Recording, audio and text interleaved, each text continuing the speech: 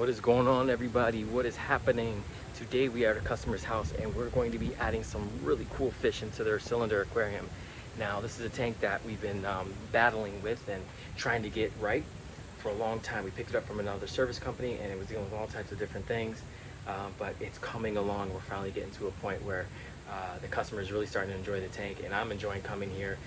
It's been a battle, but it's looking good. So let's go inside and take a look, and I'll give you guys a bit of a tour. All right, so here we are at the customer's tank, and everything is looking really good.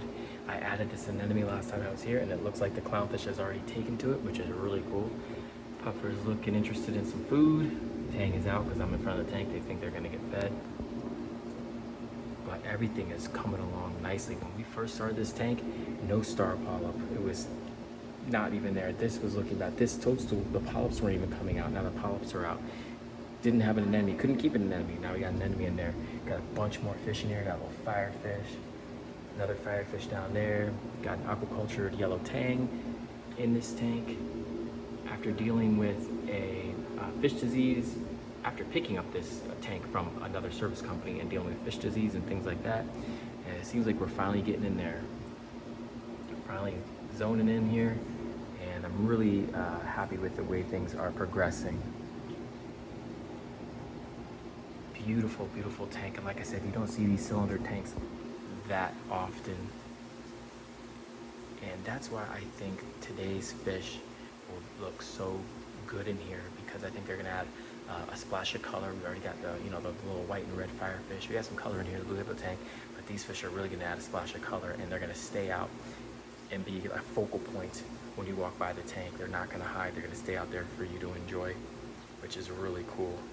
Which is weird, is this little clownfish is chilling by the anemone, but then this one's still up there by the return pump. I'd hope they pair up, but I guess they'll pair up in their own time.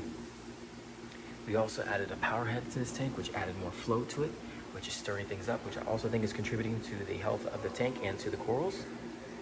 Yeah, a lot more stuff gonna go in this aquarium, but today I'm really excited to bring these beautiful lyre tail antheas. We got 5 of these. This is the male, and we got 4 females or 3 females or something like that, which we're gonna be adding to the tank today. These are going to look absolutely amazing in this tank and really just kind of make it stand out that much more.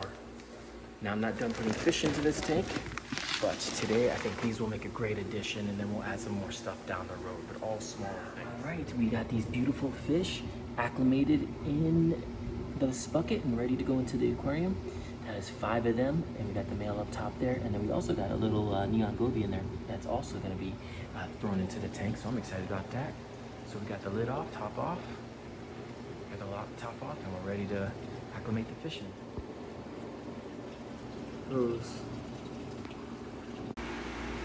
All right, so the fish are in, and they are starting to come out already and explore the tank. There is a decent amount of fish in here.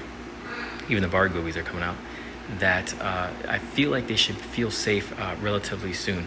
Now, I had already fed the tank some shrimp, and everybody came out and ate it. So even the antheas, there's the big male right there in the middle. So eventually they'll find each other, and I love those bar gobies, they're so cool. Eventually they'll find each other, and they'll be out front and center so everybody can enjoy them. Might take a little bit, probably will be till tomorrow when they feel really safe. But I love the yellow tangs over there chilling with them too. But yeah, I think they're gonna look amazing in this tank, and it's really coming along. I'm loving the progression of this tank. I love where we're headed with it. I think we still have a lot more to do. Now, it's getting filled with fish, big fish. I think we should probably cap it at this. I do think we have room for maybe something like a Watchman goby or some smaller gobies to kind of fill it out a bit more. I do believe that we can do that. I do big water changes every time I'm here, once every 2 weeks, at least 50%. Filtration is really keeping up well. The nitrates and phosphates are spot on. Everybody's eating, everybody has their own room, everybody's healthy. As long as we put fish in here that occupy different territory than the others, I think we will be good. Eventually, we're gonna have to address the elephant in the room, which is the blue hippo tang, getting really big. I'd like to get him out of here, out of this tank. But as of right now, that's their baby. They don't want to get rid of it, so keep him in here for now until we can see what happens down the road. But I think we definitely gonna add some more coral in here too, give it a little bit more life, and just little by little make this thing look amazing. Alright, so any of you who have watched my videos in the past know that I have a little planted macroalgae saltwater aquarium with a hang on the back filter here in my bedroom.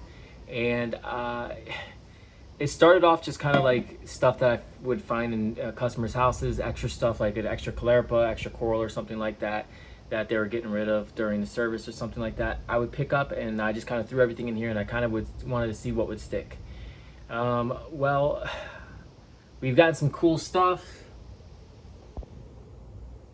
like this sponge right there. Got some cool shells.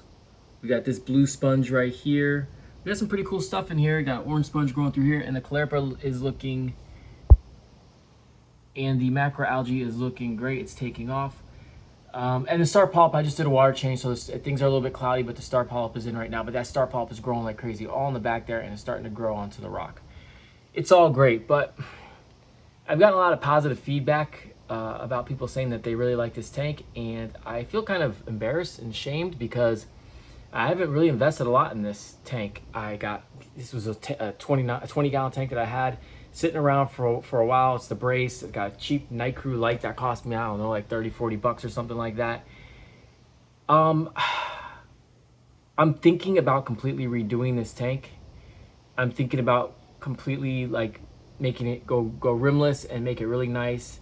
Add my extra AI prime that I have here on the tank and rescaping this whole thing and doing it nice. But in order to do that and start over, we unfortunately have to deal with something that I knew was going to be a problem, but I didn't really pay much attention to it because I really didn't care. Aptasia. Aptasia is everywhere in this tank. In every square inch of this aquarium, there's Aptasia growing. There is not a spot in here that it's not growing on. Like, it is literally everywhere. It's even growing like on the caulerpa. It's crazy.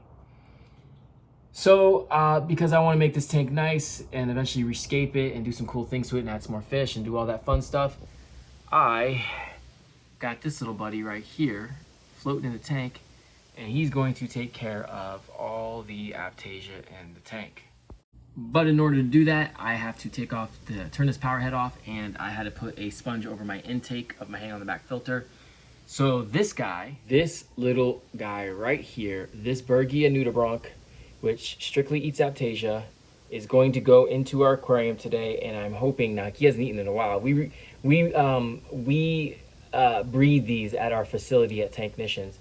He's going in the tank. He's starving. He hasn't had Aptasia in a bit, and I'm hoping that we look back on this tank and he just mows down all the Aptasia in here. That is my hope.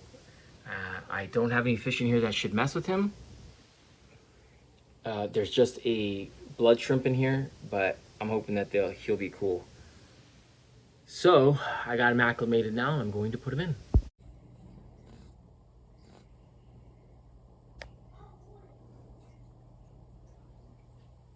So there's our little nudibranch right there, getting acclimated to the tank. I am hoping that, being that it's hungry, it hasn't eaten in a while, that this thing can come out here and munch down some Aptasia, and we notice a big difference in the upcoming days. I'm only putting one in here. It's a good size one, but I have faith. Now we'll take time and we'll give it a couple months. If it doesn't work, then what we'll do is we'll go ahead and we'll get rid of it, and we'll just rescape the whole tank and start all over and dry everything out. But I don't want to do that. I kind of want to keep things how they are. Because they have been, doing well. I just think we need to clean up this area right here. We need to maybe declutter some stuff. This rock fell down, but I'm just gonna let the tank chill a little bit more, do a couple minor water changes, and then we'll check back in on it and see how the aquarium does, and if the nudibranch did its thing. Wouldn't it be cool if it started laying eggs? Because it was laying eggs at the shop. That'd be really cool if we could start breeding Bergia nudibranchs here at my home tank too, and I could just siphon them out and bring them to the shop and sell them. That'd be pretty dope.